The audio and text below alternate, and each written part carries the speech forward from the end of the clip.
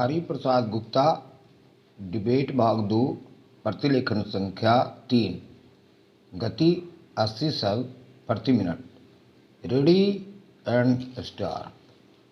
आइए आज हम अपने विचारों को उस दिन तक ले जाएं जब हमने गणराज्य की घोषणा की थी।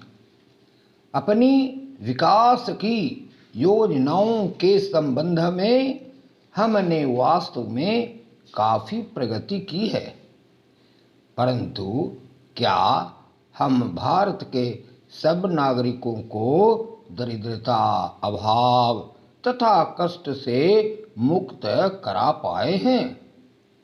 प्रकृति की शक्तियों को अपने अधीन करने और जनता के कल्याण के लिए उन्हें नियंत्रण में लाने की दिशा में भी हम आगे बढ़े हैं, किंतु हम यह नहीं भूल सकते कि कुछ महीने ही हुए हमें भारत के उत्तर पूर्वी प्रदेशों में भयानक बाढ़ का सामना करना पड़ा था, जिसके कारण यातायात के साधन छिन्न भिन्न हो गए और वहाँ की जनता को भारी हानि उठानी पड़ी। निस्संदेह साक्षरता प्रसार और रोगों के निराकरण के महत्वपूर्ण उपाय भी हमने सोचे हैं।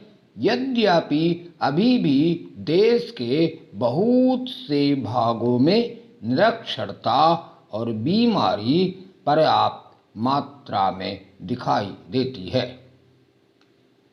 जन कल्याण की योजनाओं को हम बराबर आगे बढ़ाते रहेंगे, यह हमारा दृढ़ संकल्प है।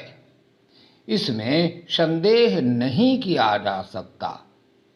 इन योजनाओं के पूरे होने के संबंध में जो प्रयास अब तक किए गए हैं, उनसे भी हमें संतुष्ट नहीं होना चाहिए। फिर भी जो कुछ अब तक किया जा सका है, यदि वह बहुत चमत्कारी नहीं दिखता, तो उसका कारण यह है कि अभी निर्माण कार्य जारी है और समाप्त नहीं हुआ है। राष्ट्र के निर्माण में समय की आवश्यकता होती है। आज हमारा गणराज्य दिवस है और भारत जैसे प्राचीन राष्ट्र के इतिहास में 5-7 वर्ष की अवधि एक स्वल्प काल है।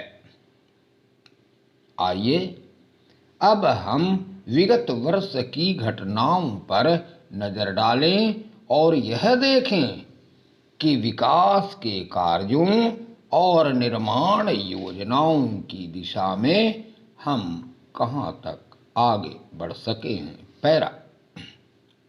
यदि मुझसे यह कहा जाए कि बीते वर्ष की घटनाओं का वर्णन मैं एक वाक्य में करूं, तो मैं कहना चाहूंगा कि संविधान में दिए गए निर्देशों के अनुसार हमने समस्त राष्ट्र के साधनों को ऐसे ढंग से जुटाना आरंभ कर दिया है जिससे यह स्पष्ट हो जाता है कि भारत में कल्याणकारी राज्य की स्थापना का श्री गणेश हो चुका है। पिछले वर्षों में हमने जो संकल्प और दावे किए थे, अब वे मूर्तिमान होने लगे हैं।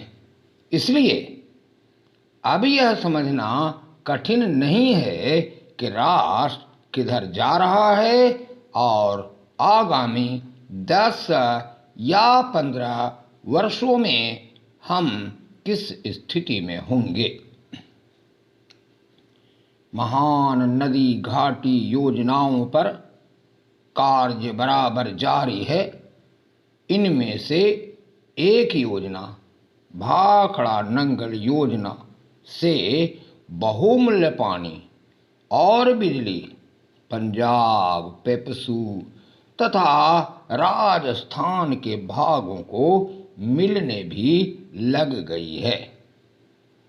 दामोदर घाटी योजना से कुछ समय हुआ बिजली प्राप्त होने लगी थी और हीराकुंड, चंबल तथा दूसरी महान योजनाओं की भांति यह योजना भी यथेष्ट रूप से आगे बढ़ रही है।